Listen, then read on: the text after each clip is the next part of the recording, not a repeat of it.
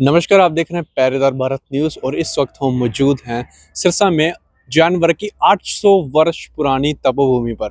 आपको बता दूं यहाँ पर जो काफ़ी पेड़ लगे हुए हैं, काफ़ी फल लगे हुए हैं और यहाँ पर एक चौगा बना हुआ है और इस तपोभूमि में एक मंदिर भी है जिस मंदिर के पुजारी हमारे साथ मौजूद हैं। तो उनसे बातचीत करते हैं और जानते हैं इस तपोभूमि के बारे में, कितने प्रकार के जो यहाँ पे फल लगे हुए हैं, जो मंदिर है वो उसकी स्थापना कब हुई थी और जो ये चौगाघर आप मेरे पीछे देख रहे हैं उसके बारे में भी पंडित जी से जानते हैं। राम राम पंडित जी। क्या नाम है आपका? मेरा नाम सत्येंद्र कुमार शर्मा है जी। पंडित जी, 8 जैन वर्ग की 800 वर्ष पुरानी तपोभूमि है, इसके बारे में बताएं हमें पहले। मतलब जो ये तपोभूमि है हमारी, जी। ये 800 वर्ष पुरानी है। इसको दादावाड़ी के नाम से जाना जाता है। दादावाड़ी के नाम? हाँ, सिरसा में जितने भी लोग रहते हैं, बाहर से लोग आते हैं, जी। तो दादावाड़ी के नाम से ही आते हैं यहाँ पर। स्टेटों से भी आते हैं, बाहर से भी आते हैं, राजस्थान से, पंजाब से और अपने एमपी से, गुजरात से। तो संत लोग भी आते हैं, तो संत लोग भी यहाँ पर ठहरते हैं। उनके लिए यहाँ पर ठहरने के लिए रूम बनाए गए हैं बढ़िया, उनकी व्यवस्था के लिए। और प्लस हमारे यहाँ पर आशियाना बना हुआ है पक्षियों के लिए। 21 मंजिला का आशियाना बनाया हुआ है। जी। ये जैन धर्म की तरफ से बहुत अच्छा बनाया हुआ है। और प्लस यहाँ पर कई किस्म के पक्षियाँ आते हैं, पक्षी भी ठहरते हैं यहाँ पे। ये उनके लिए घर बने हुए हैं, जो सामने ये दिख रहे हैं। ये करीब 500 के करीब घर हैं इनके 21 मंजिला में। हाँ, तो इसमें कई किस्म के पक्षी भी ठहरते हैं, जैसे कबूतर रहा और चिड़िया रही और तितुर रहा। तो कबूतर ज्यादा ठहरते हैं, ये तो अपना चौगा लेके और निकल जाते हैं। पर प्लस कबूतरों का तो घर यहीं बना हुआ है, चारों तरफ सिरसा में इधर उधर घूम के आएंगे, छता के छता यहीं अपना चौगा ग्रहण करते हैं। पंडित जी, काफी हरियाली देखने को मिल रही है यहाँ पर, जो पेड़ों पे काफी फल है जो लगे हुए हैं। कितने प्रकार के फल यहाँ पे लगे हुए हैं? बाबू जी, कई प्रकार के फल लगे हुए हैं। जैसे यहाँ पर फर्स्ट में तो अमरूद लगा हुआ है। जी। और चीकू लगाया हुआ है। जी। और प्लस अनार भी लगे हुए हैं, और अनार भी लगे हुए हैं, किन्नू भी लगी हुई है जी। और क्या नाम है, अंजीर भी लगी हुई है। अंजीर भी लगी अंजीर भी, और सैतूस भी लगे हुए हैं। मैं बता रहा हूँ, कई किस्म के फल लगे हुए हैं। और ये फल भी आम आदमियों के लिए नहीं है। जी। मतलब यहाँ की ये खासियत है ये कि सर ये यहाँ आम आदमियों के लिए नहीं है। आम आदमी मतलब इनको तोड़ा नहीं जाता? नहीं, ना, ये ओनली पक्षियों के लिए, सिर्फ पक्षियों के लिए लगाया गया है। ये 9-10 किला में होके ये अमरूदों का और इसका जो बगीचा लगा हुआ है चारों तरफ, जो अंगूर वगैरह, ये सारी चीजें, चीकू वगैरह, मौसमी, किन्नू, ये अंजीर, सैतूस, ये सब टोटल ओनली पक्षियों के लिए लगाया गया है। सिर्फ पक्षी आते हैं और पक्षी आनंद लेते हैं यहाँ पर, क्योंकि हरियाली रहती है, यहाँ शांति है। जी। क्योंकि थोड़ा सा रोड से हटके है, तो यहाँ पर ना तो कोई प्रदूषण, ना कोई आवाज, हा हुल्ला, कुछ नहीं। यहाँ मात्र पक्षियों के लिए आनंददायक, मतलब ये चीजें बनाई गई हैं। और ये चौगाघर भी प्रभु की कृपा से, जैन धर्म की तरफ से जो ये बनाया है। हरियाणा में एक यही ऐसा चौगाघर है, सिरसा में भी, जो 21 मंजिला का जो ये चौगाघर बना हुआ है, जो यहाँ पर सबसे ज्यादा पक्षी यहीं ठहरते हैं। और श्रद्धालु आते हैं और दाना लेके आते हैं। कोई 1 कट्टा दे गया, कोई 2 कट्टा दे, कोई 1 बोरी दे गया, आ जाते हैं। क्योंकि भाई पक्षियों के लिए व्यवस्था अच्छी है, जैन धर्म की तरफ से बहुत अच्छी व्यवस्था बनाई गई है। इस तपोभूमि में काफी पेड़ पौधे हमें देखने को मिले हैं, तो इनकी देखरेख भी काफी होती होगी? हाँ, इनकी देखरेख के लिए माली लगाया गया है यहाँ पर। मतलब पूरी व्यवस्था ट्रस्ट की तरफ से है।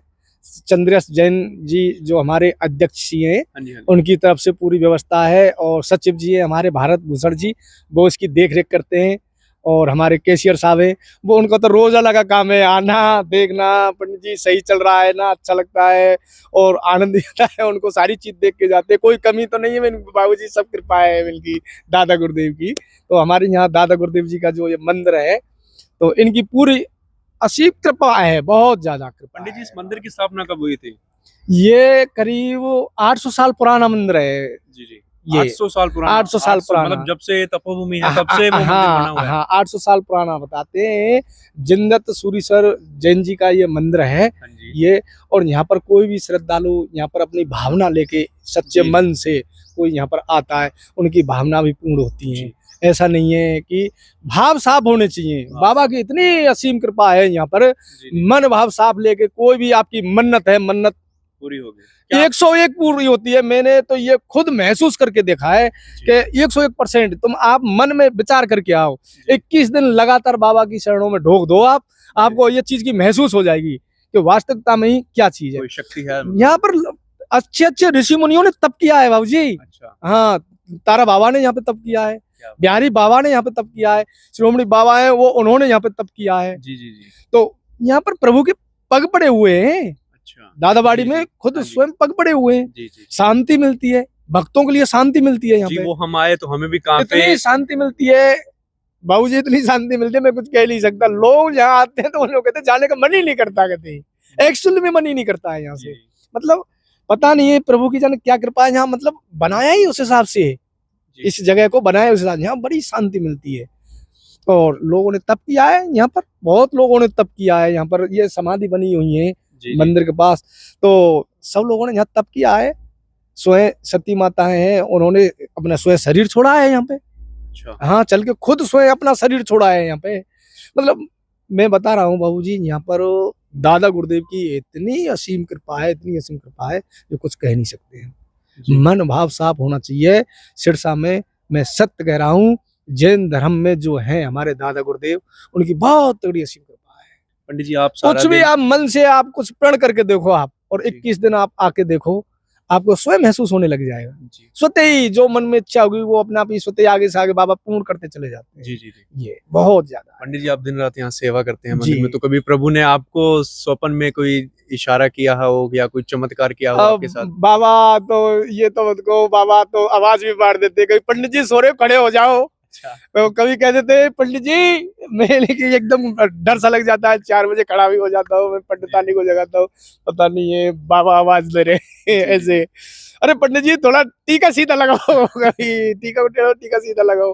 फिर मैं पंडितानी को बताता हूँ मिलके, आप तो बाबा आए सपने में, पता नहीं कोई टीका बन के, कोई नहीं, तुम्हें तो बाबा ही दिखते रहते, तुम्हें तो दादा गुरुदेव दिखते रहे, और कुछ तुम्हें दिखता नहीं है। मुख्य प्रसाद क्या चढ़ता है पंडित जी इस मंदिर में? यहाँ पर मिश्री और गोला। पंडित जी काफी चर्चाओं में है कि यहाँ दादाबाड़ी में एक सांप सपनी का जोड़ा भी पाया गया है, वो जो हर दम यहाँ पर रहता है, उसके बारे में बताएं हमें, क्या चीज है वो?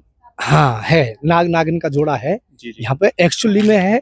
अच्छा। और वो नाग नागिन का जोड़ा क्या है, वो तो एक तरह से देवता है, पता नहीं है महादेव पार्वती का रूप है या पारसनाथ भगवान का रूप है, मतलब कुछ समझ में नहीं आती, मतलब ये। और वो नाग नागिन का जोड़ा हर किसी को नहीं दिखता। अच्छा। हाँ, मतलब जिनकी भावनाएं साफ होती हैं, जिनके मन भाव कति सच्चे मन से साफ होके आते हैं यहाँ पे, उन्हीं किसी को ही दिखते हैं, चमत्कार होता है अकस्मात। तो मैं भी एक दिन यहाँ जप और माला कर रहा था, तो मेरे को भी प्रभु के दर्शन हो गए अकस्माती। अच्छा। तो जो वो नाग नागिन का जो जोड़ा है मेन, तो वो जोड़ा इस बरगद के पौधे के पेड़ में रहते हैं यहाँ नीचे जड़ों में। तो वो जड़ें हैं वो इधर है, मैं आपको दिखा दूंगा एक बार आपके लिए। जो ये 800 वर्ष पुराना जो ये पेड़ है, जो ये लटाएं लटकी हुई हैं, इसमें जो ये मेन जो नाग नागिन का वो है, वो अक्सर कर इसमें रहते हैं। अच्छा। इसमें अंदर, और यहीं से निकलते हैं जी, इसमें ही अंदर। कब निकलते हैं बाहर? मतलब अक्सर कर तो पूर्णवासी को निकले आते हैं, अमावस्या को भी निकले आते हैं, जब भी उनका मन करता है, जब भी बाहर निकल के सैर करने के लिए निकल जाते हैं, इधर को निकल जाते हैं। पेड़ भी काफी मंदिर के चारों तरफ परिक्रमा देने निकल जाते हैं। पेड़ भी काफी पुराना लग रहा है। ये कितने साल पुराना पेड़ है? करीब 800 साल पुराना पेड़ है। 800 साल? हाँ, ये 8 साल पुराना पेड़। लटाएं देखो आप इनकी। जी देखो लटाएं देखो, कितनी कितनी सुनहरी, कितनी अच्छी लटाएं लग रही हैं, कितनी बढ़िया लटाएं चारों तरफ।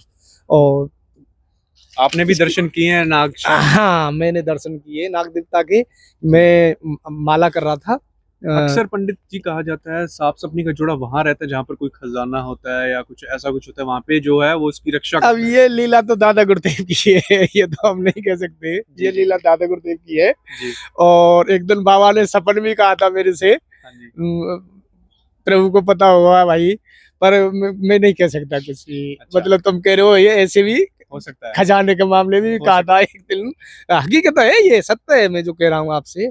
सपने में एक दिन कहा भी था, कुछ ऐसी आवाज आई थी। और फिर मैं थोड़ा सा बाबा जी ने इशारा कर दिया था, इशारा किया था, एक्चुअली में किया था।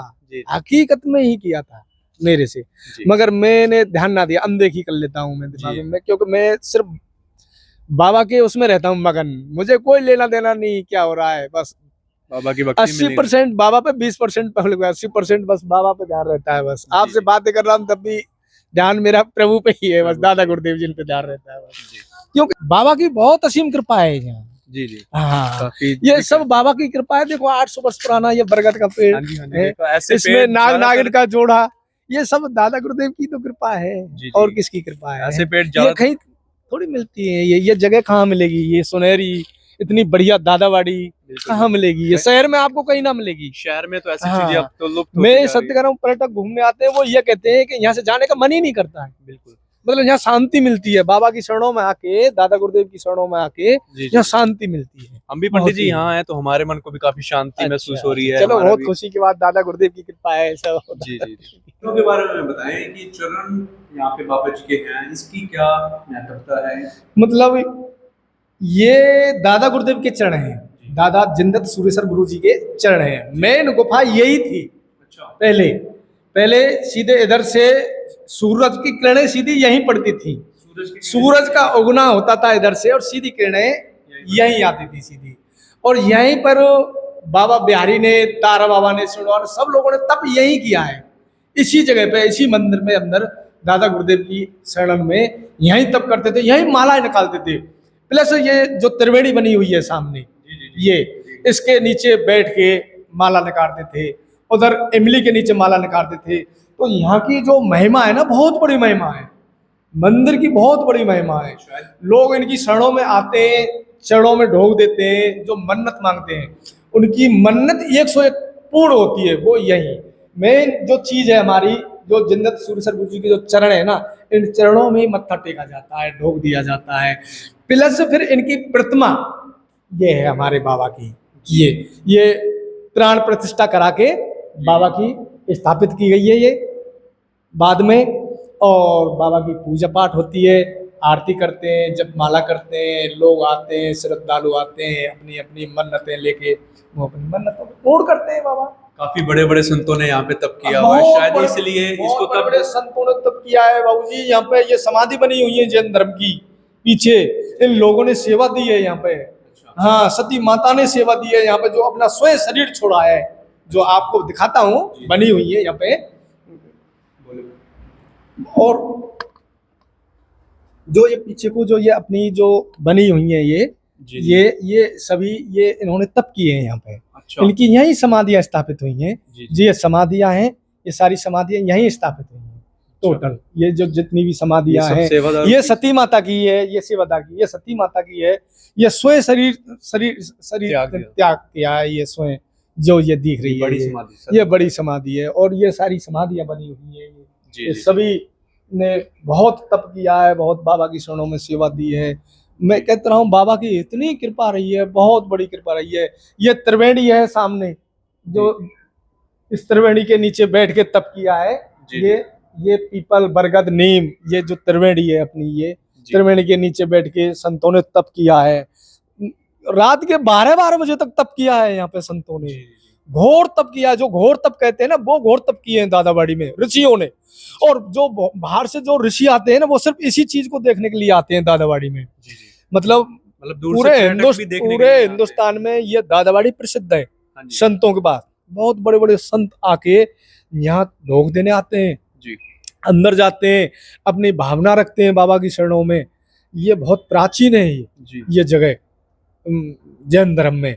और मत्था टेकने आते हैं, सभी धर्मों के लोग आते हैं यहाँ पे मत्था टेकने के लिए, और अपनी मन्नतें मांगते हैं, बाबा मुरादें पूरी करते हैं। संत लोग भी आते हैं हमसे, पंडित जी बाबा का क्या, बाबा का तो बहुत कुछ है, लेने वाला चाहिए, बाबा तो देने वाला काफी है। मन भाव साफ होने चाहिए, लेने वाला चाहिए। प्लस ये हमारे सामने जो है ये इमली का पेड़ है, ये भी काफी पुराना पेड़ है।